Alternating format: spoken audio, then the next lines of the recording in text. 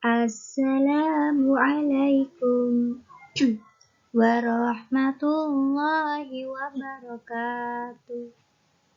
Apa kabar anak-anak hari ini? Ya, semoga semuanya kalian sehat walafiat. Ya, hari ini anak-anak pembelajaran tema 1 menyayangi tumbuhan dan hewan. Subtema 1, manfaat tumbuhan bagi kehidupan manusia. Pembelajaran 4, 5, dan 6. Anak-anak, di sini ada dongeng, dua cerita, yaitu semut dan belalang.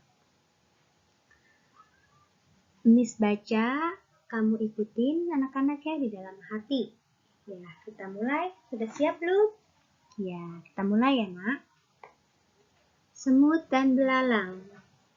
Di suatu pohon, di tengah hutan hiduplah seekor semut yang berdampingan dengan belalang. Semut sangat rajin, ia selalu mencari dan mengumpulkan makanan di lubangnya, baik itu di siang hari yang terik maupun saat diguyur hujan sekalipun. Suatu hari saat semut sedang mengumpulkan makanan untuk disimpannya, ia bertemu dengan seekor belalang. Belalang yang melihat semut sedang mengumpulkan makanan pun mengejeknya sambil berjemur dan bermalas-malasan. Ia menyebut semut sebagai makhluk yang bodoh. Belalang pun bertanya, "Hai, semut, apa yang kamu lakukan?" "Aku sedang bersusah payah mengumpulkan makanan di lubang," ungkapan semut. Mendengar perkataan semut, belalang pun mengatakan, "Buat apa susah payah mengumpulkan makanan? Di hutan ini kan banyak makanan yang bisa disantap." Memang benar, tempat di sekitar mereka tinggal sangat banyak makanan yang bisa kita makan. Namun, semut mengumpulkan makanan tersebut untuk persediaan musim dingin nanti. Sang semut mengajak si belalang untuk ikut dengannya mengumpulkan makanan juga. Akan tetapi, belalang malah tertawa sambil berkata, "Musim dingin malah masih lama.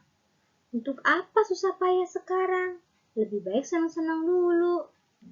Singkat cerita, musim dingin tiba. Semut dengan santai duduk di rumahnya sambil menikmati makanan yang telah ia kumpulkan sebelumnya.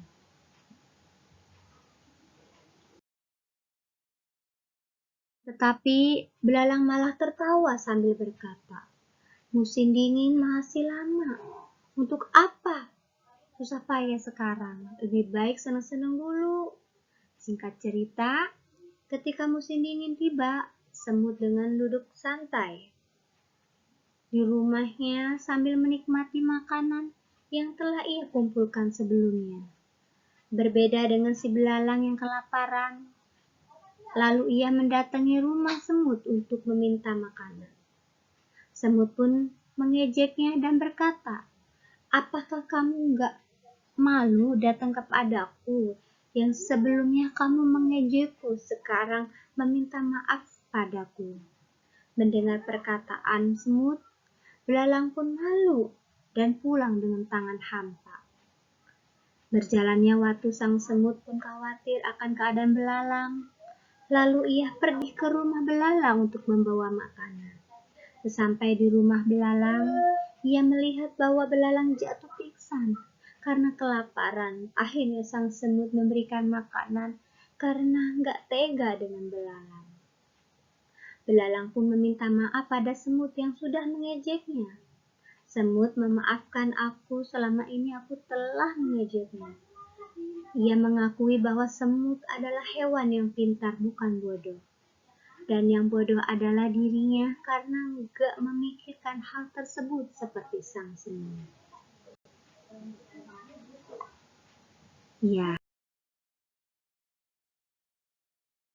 anak, di sini ada unsur-unsur dongeng.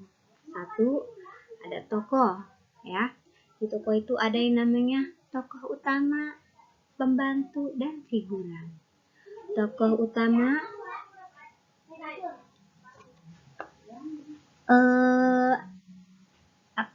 sering muncul. Nah ya, kalau tokoh pembantu itu lawannya ya, nah ya, dari tokoh utama. Kalau figuran itu yang memegang peran yang tidak berarti. Nah, di situ. Lalu yang kedua, watak atau sifat tokoh. Ada yang baik dan ada yang jahat. Nah, orang itu kadang ada yang baik, ada yang jahat. Itu namanya watak atau disebut juga sifat. Ya. Nah, contoh tokoh yang kita bahas adalah apa? Semut dan belalang. Nah, ya itu tokohnya. Yang kedua, watak atau sifat tokoh. Ya. Kita menceritakan tadi semut dan belalang ya. Nah, sekarang kita bahas nih wataknya dan sifat tokohnya. Semut mempunyai sifat rajin dan penolong. Kalau belalang mempunyai sifat pemalas dan sombong. Nah, kita jangan seperti belalang ya. Belalang itu mempunyai sifat malas dan sombong ya. Kalau semut mempunyai apa? Sifat rajin dan penolong ya. Lanjut berikutnya.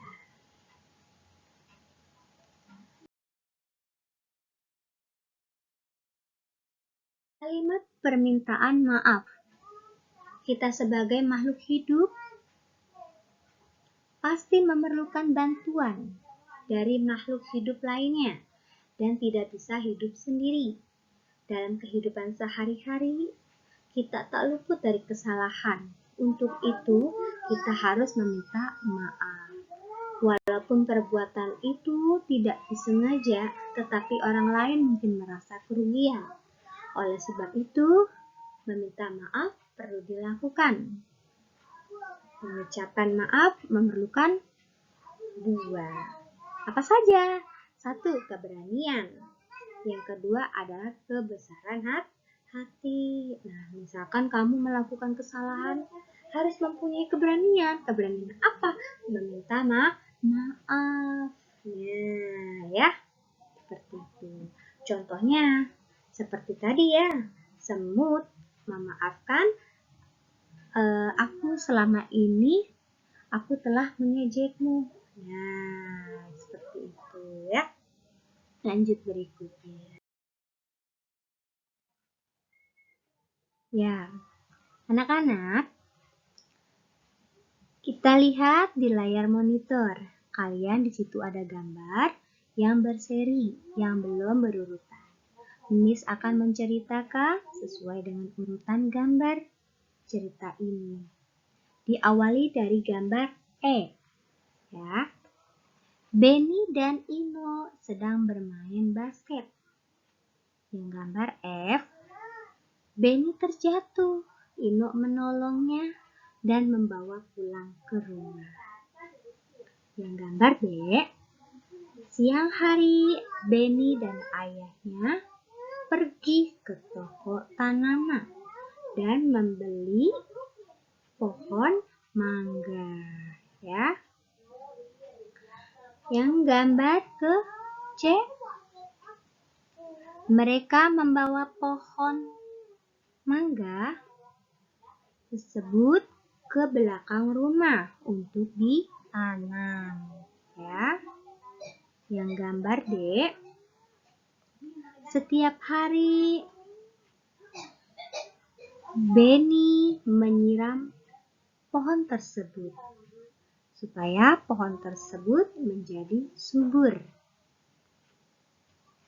Lanjut ke gambar A.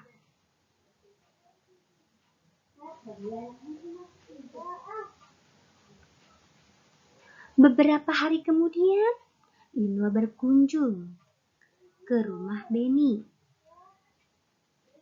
Benny mengajak ke belakang rumahnya untuk memperlihatkan tanaman yang ditanamnya, ya, seperti itu.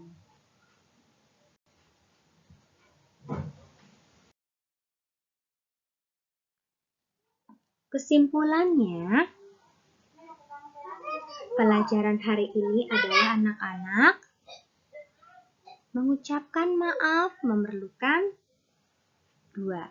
Yang pertama adalah keberanian, yang kedua adalah kebesaran hati yang tulus.